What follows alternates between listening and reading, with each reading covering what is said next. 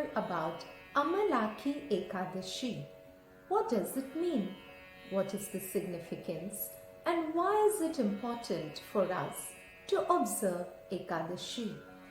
Ekadashi is a special day which is very dear to Lord Krishna.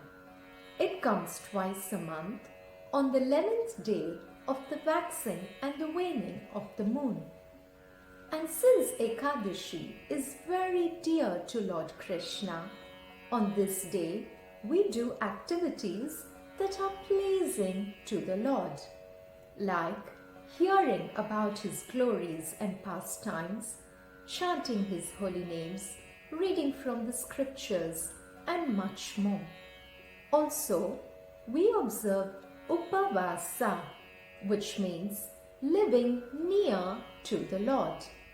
It also means fasting. What does that mean? We try to remain aloof or refrain from our other usual activities so that we can minimize the demands of our body and we can devote more time and energy and focus on serving the Supreme Lord. In Brahma Vaivarta Purana, it is said that one who observes Ekadashi fasting is freed from all his sinful reactions.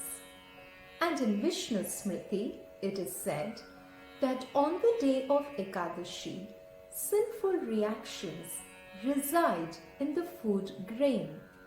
Therefore, on the day of Ekadashi, we refrain from eating grains. There are different levels of fasting. Some people do not eat anything at all. Some take fruits, nuts and milk. And some go for a grain-free diet.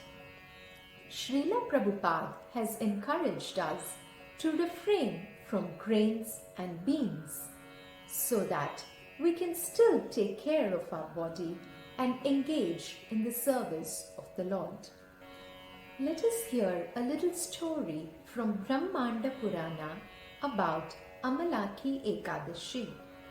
Once in the kingdom of Vaidisha, there was a king called Chittarata who, along with the people of his kingdom, observed Ekadashi every month.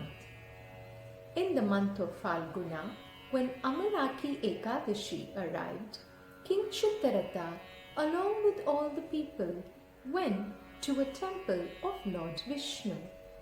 And here there was an Amalaki tree, under which they had a beautiful deity of Lord Damodar, and King Chittarata, along with everyone, performed Upavasa by singing and chanting the glories of Lord Krishna throughout the night. At this time, a hunter approached this place and he was astounded by the spectacle that he saw in front of him. And he also heard the glories of Lord Krishna and performed Upavasa the whole night. Later on, the hunter died, but in his next birth, he was born as King Vasurata, who was a very pious king and was a devotee of Lord Vishnu. Once, when King Vasurata went hunting into the jungle, he lost his way and simply slept under a tree. And at this time, some tribal people attacked him with their weapons, but they could not kill him. He was personally protected by Lord Vishnu himself, and ultimately King Vasurata attained liberation. Such being the greatness of Amalaki Ekadashi, which bestows good fortune upon everyone and takes us ultimately to the spiritual abode of Lord Vishnu.